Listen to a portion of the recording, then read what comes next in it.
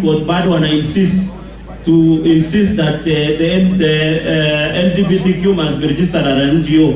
I think the constitution is very clear that marriage is a man and a wife.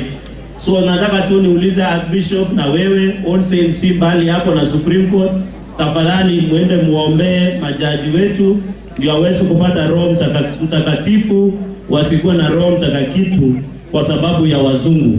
Hii mambo ambayo umesema kila wakati LGBT, tafadhali mimi nafikiri sisi wote kama wabunge hakuna siku tutaruhusu nchi yetu tuende mrengo huo. Tunataka nchi ambayo inamcha Mungu na nchi ambaye inaona ya kwamba tunafuata vile kanisa inavyotufundisha. Through the ruling ya judicial review ya mambo ya LGBTQ, kwa kukubali kwamba hao watu ambao ni lesbians, gays, transgender, intersex and bisexuals waweze kuwa na njia ya kujikutanisha pamoja na kuendelesha na programs yao ya kuuza their ideals.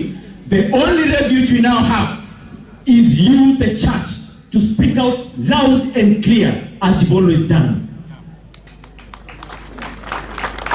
Hii mambo ambayo umesema kila wakati LGBT, tafadhali mimi nafikiri sisi wote kama wabunge hakuna siku tutaruhusu nchi yetu tuende mrengo huo.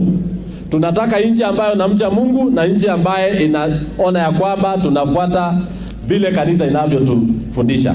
Mambo ya LGBTQ, hata mimi jana nilishtuka wakati niliona Supreme Court bado wana insist that the LGBTQ must be registered as an NGO.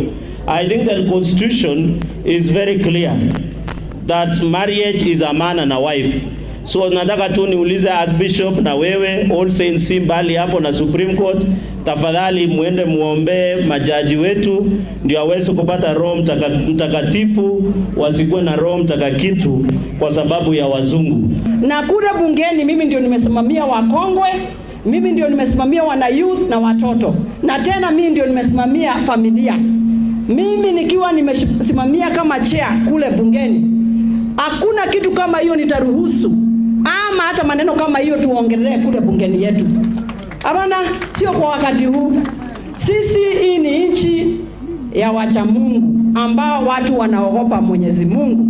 Na tena rais wetu akasema mambo ni ngapi? Mambo ni ngapi?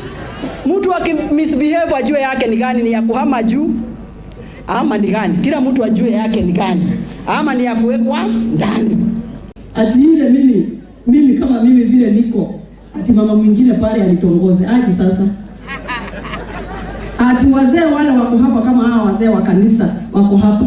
Unasikia kijana alienda sasa style nyingine. Na vile unajua umetufosea sana, mimi Merianje Matia. Saa hii ndio tulikuwa tunangojea, tunasema hakuna, it is later days than never. Nilikuwa nadhania nitakuja hapa Nandi nichomoke na mzima. Sasa tukianza hii maneno sasa wanaanza kutuharibia. Waambie tukae vile Mwenyezi Mungu alisema. Na kule bungeni mimi ndio nimesimamia wakongwe, mimi ndio nimesimamia wana youth na watoto. Na tena mimi ndio nimesimamia familia.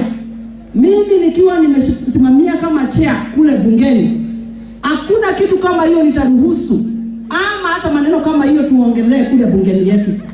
Hapana, sio kwa wakati huu. Sisi hii ni nchi ya wacha Mungu ambao watu wanaogopa Mwenyezi Mungu.